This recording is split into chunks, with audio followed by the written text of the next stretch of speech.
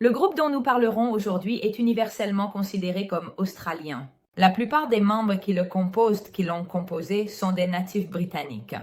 Et leur musique continue à travers les générations à résonner, à être intemporelle. Mais autrefois, ce n'était que le rêve de deux frères, de deux jeunes garçons, Angus et Malcolm Young. Et évidemment, je parle d'eux, des AC/DC. La nouvelle vague du heavy metal britannique fut un mouvement national qui commença en Angleterre au milieu des années 70 et obtint une attention internationale au début des années 80. Bien qu'il comprenne différents styles hérités de la musique rock, ce mouvement est surtout rappelé pour avoir infusé le heavy metal précédent avec l'intensité du punk rock, pour produire des chansons rapides et agressives. Bien que les CDC n'aient jamais voulu être identifiés ou associés au punk rock, il y a vraiment beaucoup de choses à dire à ce sujet. Mais avant de commencer, je me présente comme toujours, pour ceux qui ne me connaissent pas, je suis Linda, cette chaîne s'appelle Morbid One Biographies et ici, je parle à chaque fois de la vie d'un ou plusieurs personnages légendaires du monde, de la musique et du groupe ou des groupes. Maintenant, corrélés, vous trouverez les liens de mes réseaux sociaux ci-dessous. Ne perdons pas de temps. Générique.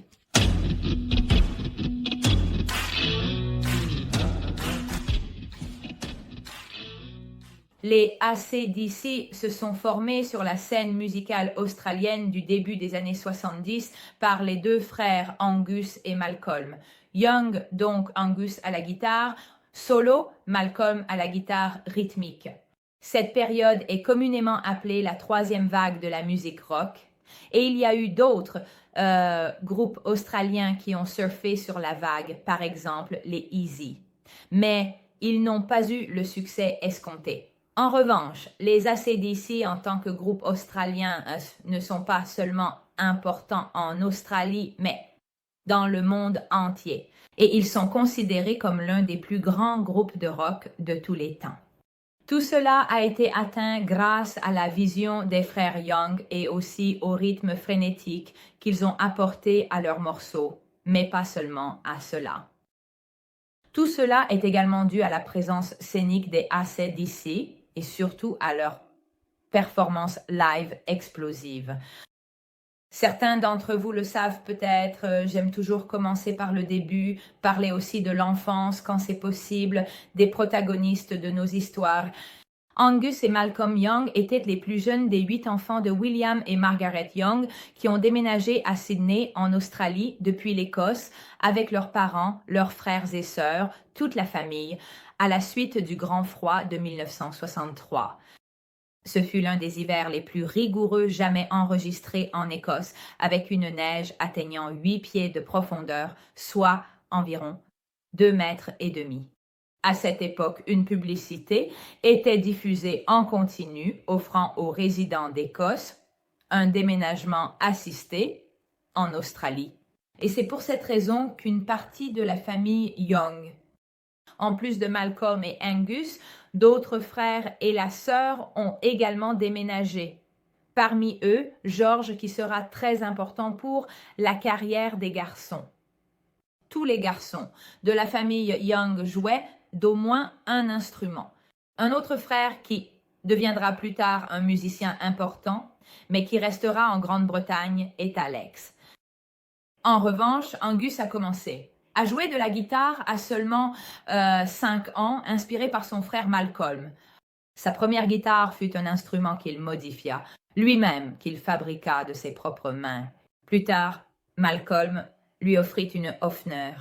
Lee Young, lorsqu'ils sont arrivés en Australie, se sont d'abord sentis un peu perdus, même s'ils étaient protégés par une grande communauté qui avait déménagé avec eux. En effet, ce que vous voyez sur cette photo est le Villawood Migrant Hostel. C'est le plus grand centre d'accueil pour migrants en Australie. À l'époque, il accueillait d'anciens citoyens de Grande-Bretagne.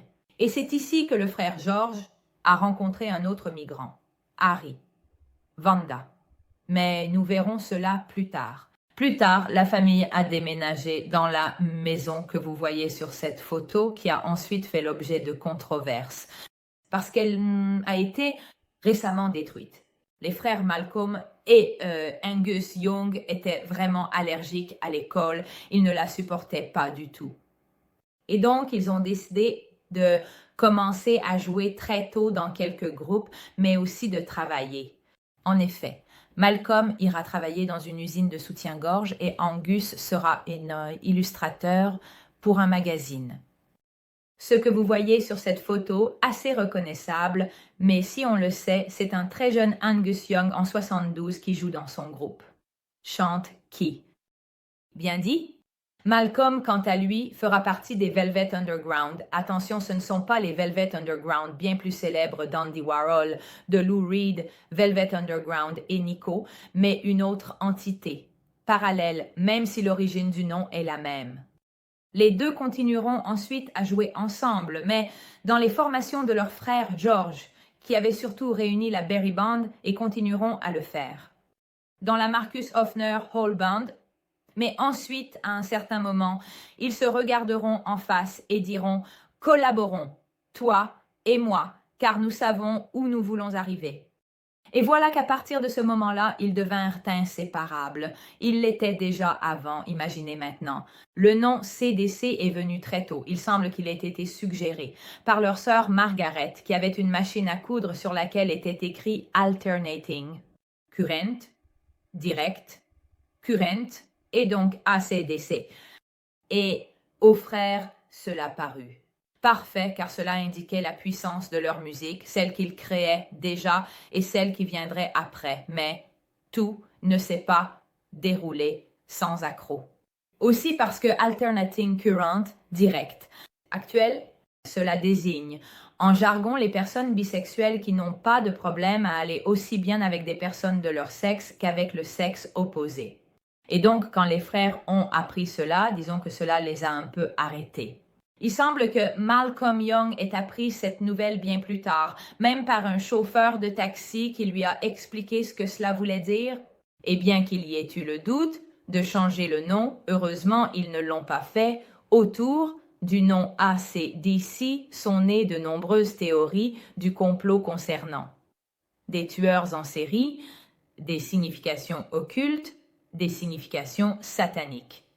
Le nom AC/DC pourrait, si on veut le voir de ce point de vue, signifier aussi Antichrist, Devil, Child, donc, bon, les membres du groupe ont toujours objecté et ont dit que cela n'avait absolument rien à voir.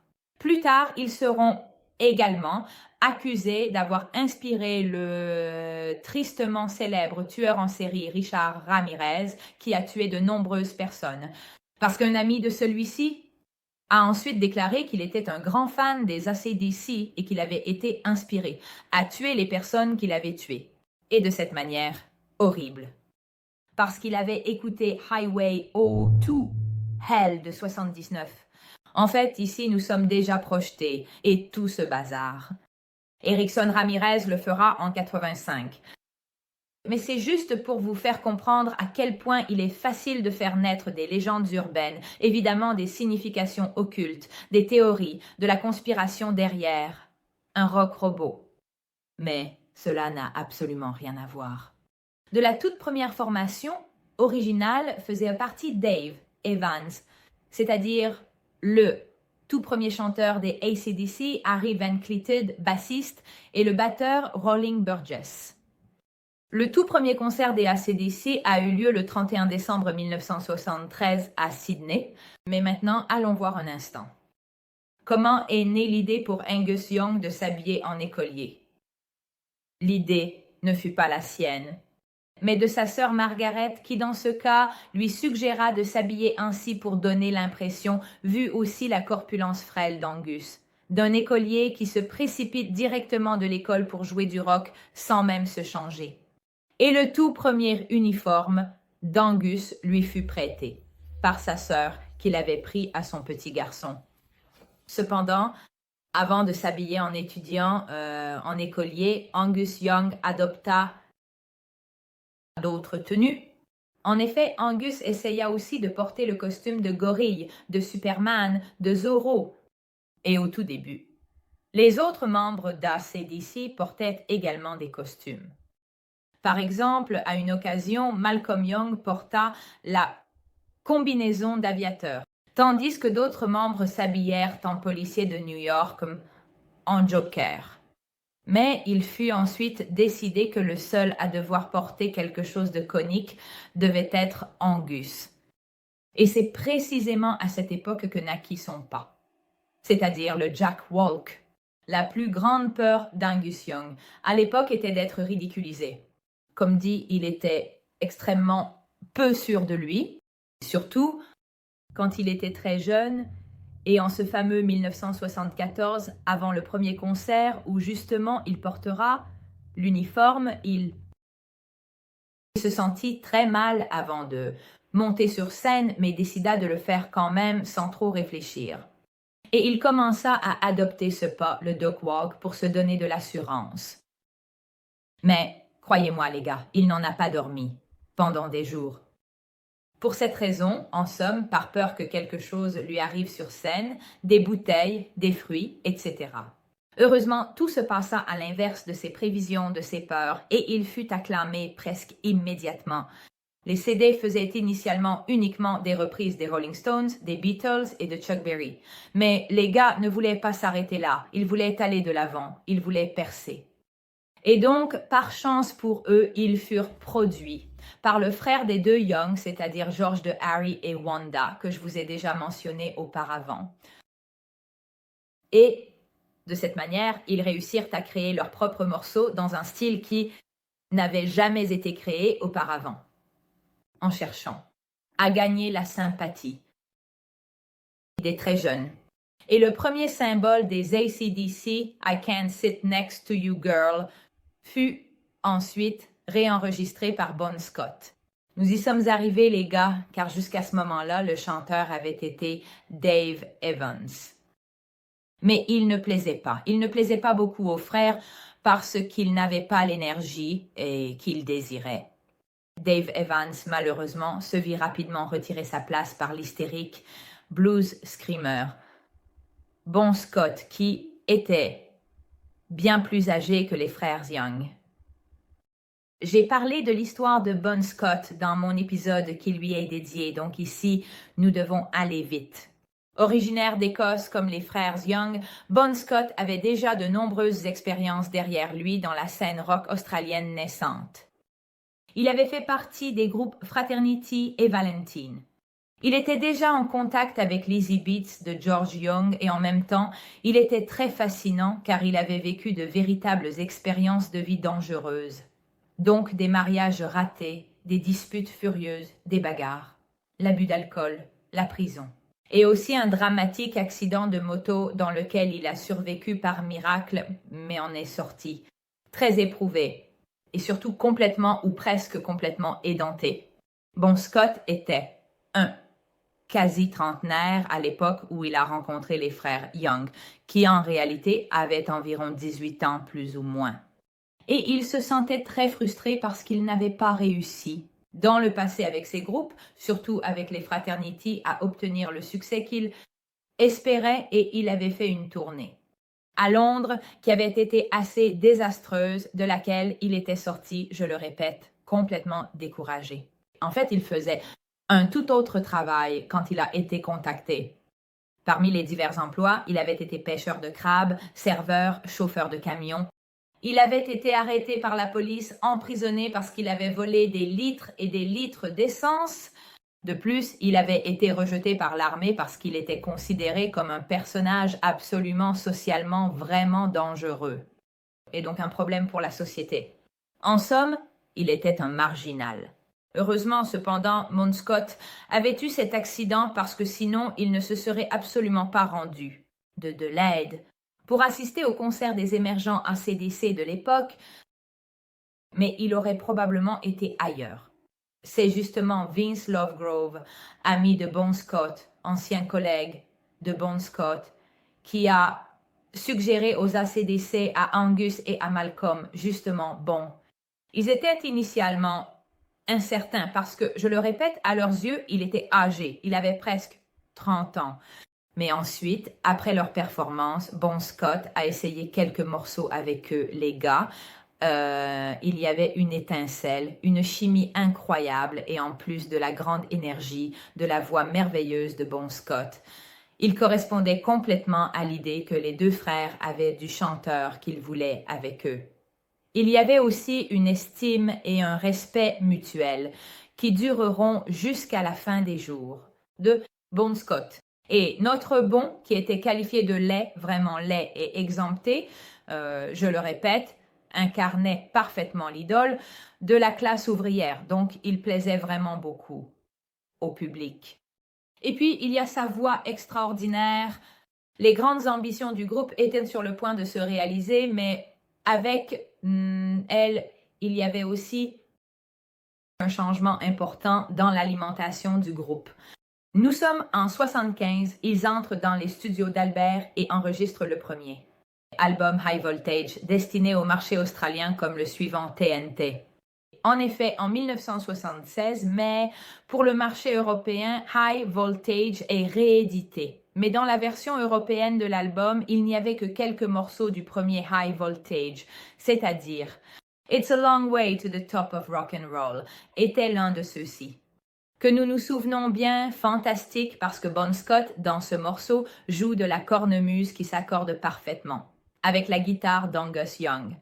Et je le répète, j'en parle aussi. Dans la vidéo dédiée à Bon Scott, j'entre vraiment dans les détails. Le fait est qu'avec Bon Scott, tout est devenu plus concret, plus accessible. Pourquoi Bon Scott? En réalité, lorsqu'il avait fait sa première tournée à Londres, c'est vrai que cela avait été pour lui une expérience infructueuse en termes de succès. Mais il avait appris à être sur scène, à vraiment chanter, à devenir un screamer fantastique. Et donc, pratiquement, tout cela a conduit les AC/DC à un succès incroyable. En effet, ils sont allés à Londres avec Scott pour leur première tournée. À cette époque, le punk rock était en train d'exploser. En Grande-Bretagne, en effet, les disques se vendaient en étant identifiés à ce genre, qu'ils détestaient pourtant, car ils le considéraient comme une mode passagère, ils ne voulaient pas être identifiés au punk. Seulement Bon Scott avait maintenant la vie qu'il avait toujours désirée. Donc sexe, drogue et rock'n'roll, sans aucune retenue. Il abusait donc de tout ce qu'il avait mis du temps à atteindre. Il disait « Je mourrai jeune, mais je mourrai heureux. » Et malheureusement, cela arrivera peu de temps après.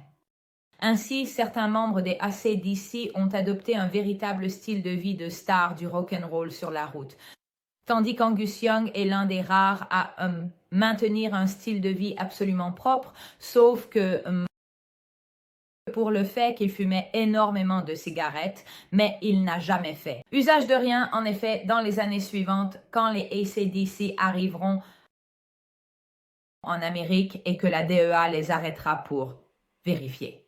S'ils transportaient avec eux,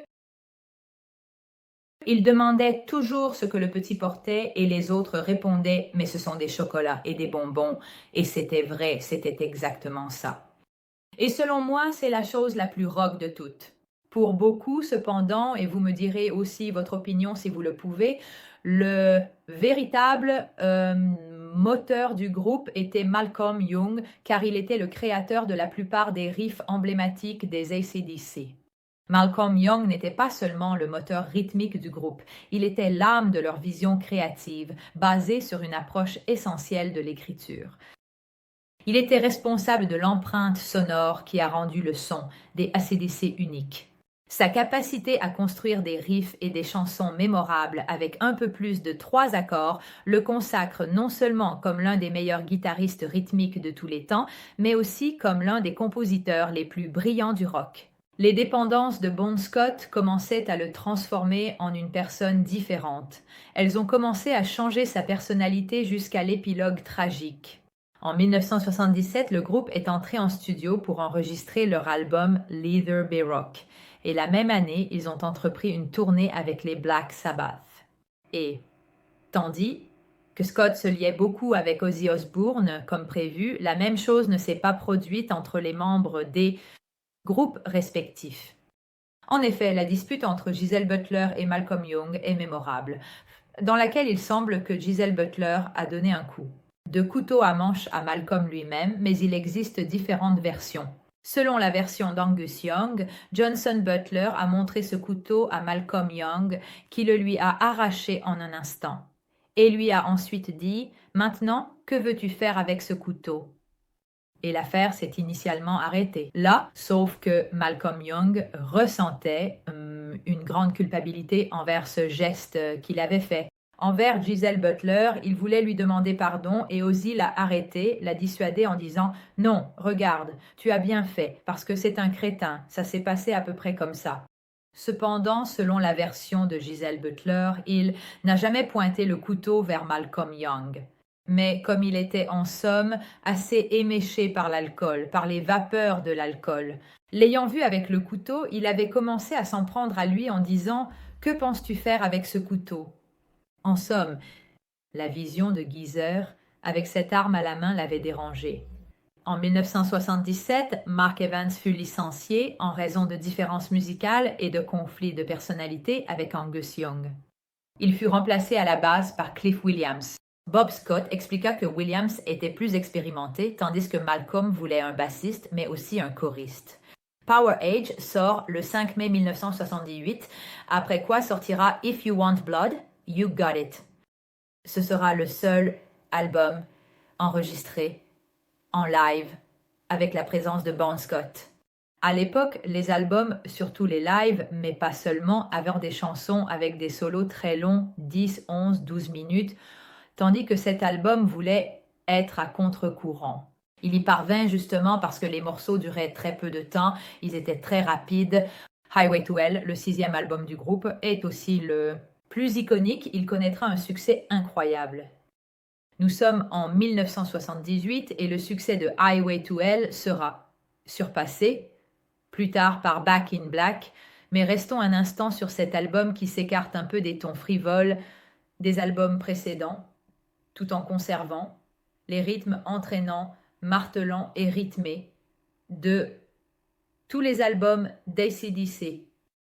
Highway to Hell est encore aujourd'hui l'hymne qui fait reconnaître les AC/DC dans le monde entier. Donc, si tu dis le mot AC/DC, cela te vient immédiatement à l'esprit. Le refrain de cette chanson, véritable hymne du groupe. Le 27 janvier 1981, Bon Scott monte sur le scène du Game On Theatre de Southampton pour un concert de la tournée de Highway to Hell. Selon l'un des managers du groupe, Doug Taylor, lorsque le succès international était enfin arrivé, et donc nous sommes dans cette période des années 80, ou plutôt début des années 80, Bon Scott avait déjà tout donné sur scène, il était toujours le même, l'un des plus grands frontmen de tous les temps, mais ensuite on comprenait qu'il y avait quelque chose qui n'allait pas. Et en septembre, ils partent pour leur première tournée en tant que tête d'affiche en Amérique, parcourant les États-Unis, à bord d'un tour. Un bus de luxe pouvant accueillir jusqu'à 12 personnes remplit les concerts. Mais Bon Scott commence à perdre le contrôle. Par exemple, à Phoenix, il rate l'avion parce qu'il essaie de séduire une fille dans un bar, il prend toutes sortes de substances et est toujours ivre. Proposez à Bon Scott d'aller en réhabilitation, de se désintoxiquer, était une chose impossible car il n'y pensait même pas. Au contraire, si quelqu'un lui faisait cette proposition, il se mettait en colère, même. Le 9 février 1980, les SDC sont en Espagne pour participer et se produire dans une émission appelée Aplauso. Et c'est la dernière performance en direct de Bon Scott. 6 jours plus tard, le 15 février 1980, il est retrouvé mort dans une Renault 5 garée devant la maison de son ami Alistair Kinnear au numéro 67 de Overhill Road, après une soirée alcoolisée au club Music Machine de Cadman Town, à Londres. La cause officielle de la mort est une intoxication aiguë par l'alcool. Bon Scott n'avait 33 ans. Et c'est la fin d'une existence vécue à fond, d'une existence entrée dans le mythe sans frein. Aucun qui a conduit Bon à vivre exactement comme il le voulait, mais à brûler sa vie en un éclair. Et vous vous demanderez, et comment en arrive-t-on à Brian Johnson? On y arrive grâce à Bon Scott, malheureusement, ou heureusement. Quand la fraternité de Bon Scott Des années auparavant, ils étaient en tournée en Grande-Bretagne. Ils ont ouvert le concert des Georges, qui était le groupe de Brian Johnson. Et entre Bon et Brian est née immédiatement une amitié due aussi au taux d'alcool, mais pas seulement. Bon estimait énormément comme artiste. Brian Johnson, pendant ce concert qu'ils ont fait ensemble, Brian Johnson a été pris d'une crise d'appendicite pendant sa performance. Il s'est allongé par terre sur la scène, se tordant de douleur. Bon Scott. Il n'avait pas compris cela, il pensait qu'il le faisait exprès et cela lui a beaucoup plu. Puis le soir, ils se sont retrouvés tous ensemble. Pour un verre, pour une soirée alcoolisée et au revoir. Revenons en 1980, Bon Scott meurt d'une intoxication alcoolique et Angus et Malcolm Young, dévastés, ne savent pas s'ils doivent continuer ou non. Et l'une des personnes qui les convaincra de le faire sera justement la mère de Bon Scott. Ils étaient en train d'atteindre le succès mondial mais n'étaient pas encore au sommet et c'était l'époque de Highway to Hell. Un fan des AC/DC de Cleveland dans l'Ohio réussit à contacter les frères, à les approcher. Et lui-même, Farcool, qui avait suivi le groupe de Brian Johnson à Londres, donc il était un fan fervent, leur dit « Regardez, il y a ce chanteur qui est excellent, Brian Johnson. » Les frères se souvinrent que Bon Scott avait invité.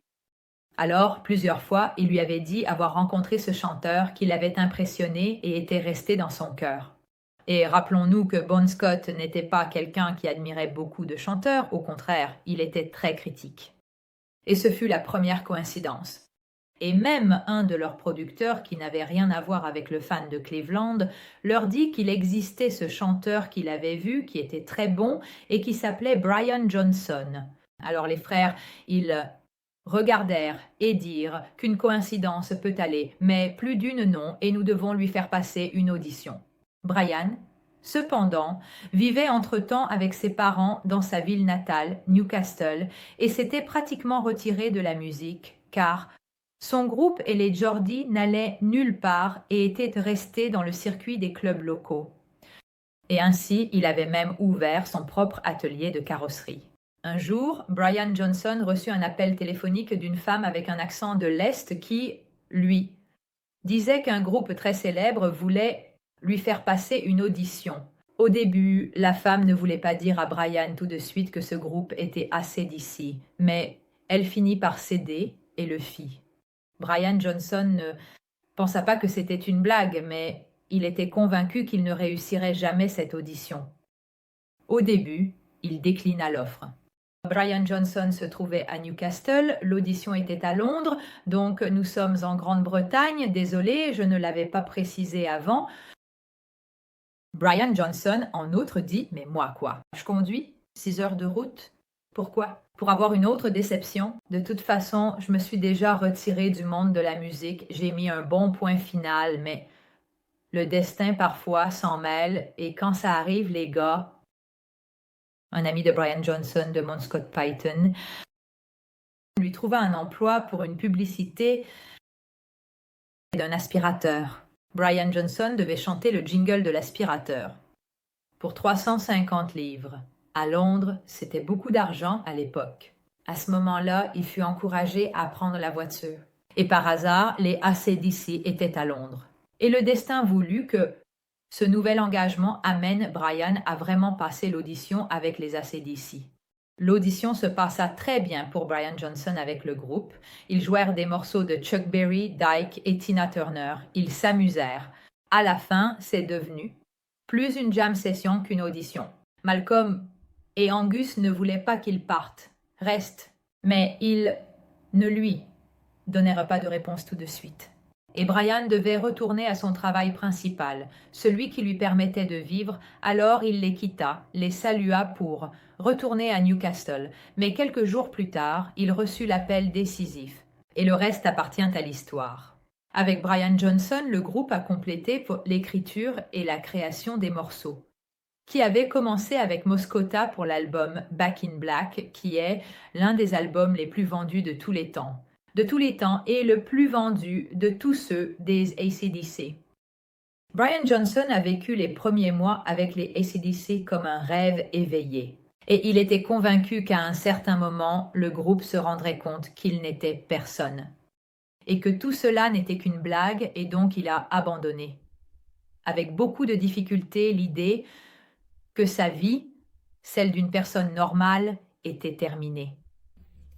Il était vraiment dans son rêve, mais il avait peur de rester et dira « C'était effrayant, beau mais effrayant, parce que j'avais 32 ans et je me demandais ce que je faisais là. » J'étais convaincue qu'après quelques jours, il se rendrait compte que je n'étais pas grand-chose.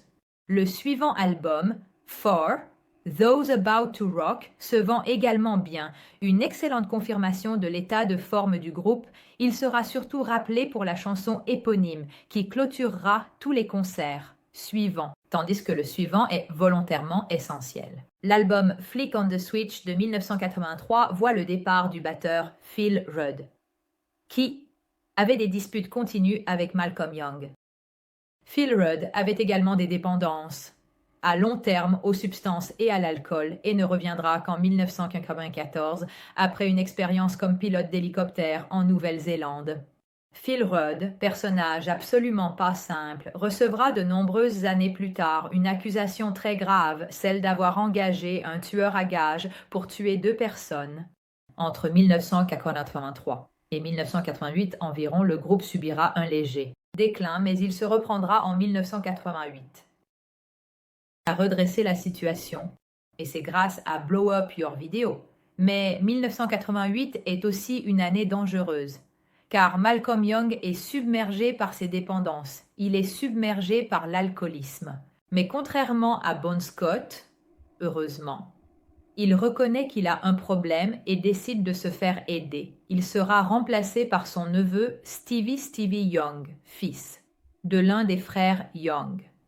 The Razor's Edge fut l'album qui, en réalité, ouvrit la deuxième période dorée du groupe, ceci, grâce aussi aux performances live monstrueuses et à l'engagement d'un autre groupe. L'impact que les AC/DC continuaient d'avoir et de donner au public, ce qui se produit pratiquement encore aujourd'hui. Je n'aime pas énumérer tous les albums ou tous les événements comme si c'était une liste de courses. Je ferai un grand bond en avant pour arriver à 2014 qui a été une année, en somme, très difficile, très exigeante. Donc, Brian Johnson donne initialement une interview très détaillée déclarant qu'une suite au succès de Black Ice sera donnée et que le groupe retournera en studio pour enregistrer de nouvelles choses. Mais malheureusement, à la même période, tout s'assombrit car on commence à comprendre qu'il y a des problèmes qui s'accumulent de santé. Et je parle de la santé de Malcolm Young, qui souffrait de démence sénile. Pensez à partir de 2008. En 2014, l'état de Malcolm Young s'était extrêmement dégradé et il avait complètement perdu la mémoire à court terme. En raison des problèmes de santé insurmontables de Malcolm Young, son neveu Stevie Jr. revient et restera pour toujours en pratique. Et c'est précisément à cette période que tout le chaos éclate en raison du procès de Phil Rudd. Après la sortie de Rock or Bust, nous sommes en 2014, le cas Phil Rudd éclate. Je vous en ai parlé il y a peu. Phil Rudd semble avoir financé un tueur à gages pour la somme de 133 000 $ afin de pouvoir tuer 2 personnes de son entourage. En effet, Phil Rudd avait plusieurs collaborateurs qui travaillaient pour lui et il avait produit un album qui avait très mal marché. Après avoir engagé le tueur à gages, il avait appelé l'une des 2 potentielles victimes, qui est restée inconnue, en disant qu'il avait embauché quelqu'un pour éliminer cet employé. Tout cela se résoudra sans l'arrestation de Phil Rudd même, si la police fera une descente chez lui et trouvera de tout. Toutes les substances que vous pouvez imaginer étaient présentes dans cette maison. En 2016, pour en rajouter une couche, Brian Johnson subira une détérioration incroyable de l'audition et la fin de cette tournée sera complétée par Axl Rose. En effet, Cela avait soulevé des polémiques, les fans étaient en délire à ce moment-là, ils se sont inquiétés, de nombreux billets ont été remboursés, justement parce que les AC/DC ont mal réussi à faire face à cette situation, c'est-à-dire celle de Brian Johnson qui ne pouvait pas terminer la tournée. Ajoutez une autre charge, la pire, celle définitive. Malheureusement, à l'automne 2017, George et Malcolm Young mourront tous deux à environ 1 mois d'intervalle. Les causes qui ont conduit à la mort de George, décédé à Singapour à l'âge de 70 ans, sont encore inconnues, tandis que la cause de la mort de Malcolm, nous la connaissons bien, malheureusement. Angus.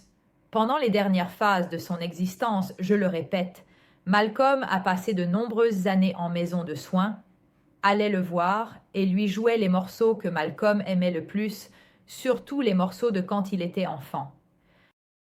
Il lui jouait beaucoup de choses, des Rolling Stones, etc. Et Malcolm, comme un enfant, souriait, applaudissait et lui faisait comprendre qu'il était content, en somme. Donc, cette chose a été extrêmement déchirante. Power Up de 2020 est clairement dédié au départ de Malcolm Young. Heureusement, il parvient à sortir, aussi grâce aux nouvelles techniques. Et l'audition de Brian Johnson a connu une nette amélioration. Le Covid a ensuite mis son grain de sel, ralentissant tout. Mais après 7 ans, Brian Johnson revient enfin sur scène. Les années se font sentir pour tout le monde, surtout pour Brian Johnson. Cependant, le groupe a entrepris leur tournée pour célébrer les 50 ans de carrière. Et ils ont fait salle comble avec une unique étape italienne à Reggio Emilia avec, pas moins de 100 000 spectateurs. Et ici, nous sommes tous impatients d'attendre que la tournée de 2025 commence justement à Minneapolis. Que dire ? Les amis, nous sommes également arrivés à la fin de cet épisode et je vous demande, comme toujours, d'ajouter ce que vous voulez dans les commentaires. Donc, des observations, des anecdotes, tout ce que vous voudrez ajouter sera apprécié, évidemment dans le respect. Je vous remercie d'être arrivé jusqu'à la fin et je vous envoie le traditionnel câlin qui entoure. Salut! Merci.